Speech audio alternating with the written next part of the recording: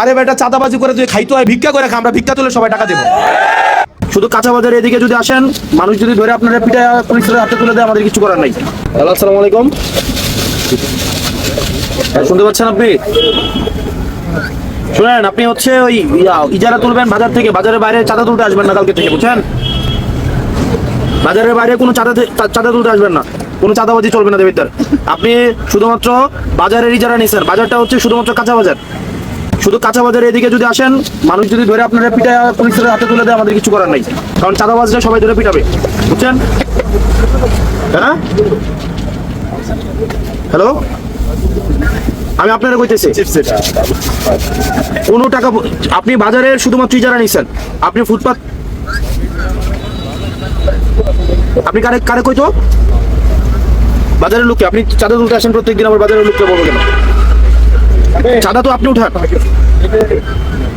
হ্যাঁ, আপনারা বলে আপনি চাঁদা উঠাইতে আসেন না, আপনাকে কে বলে? আপনারে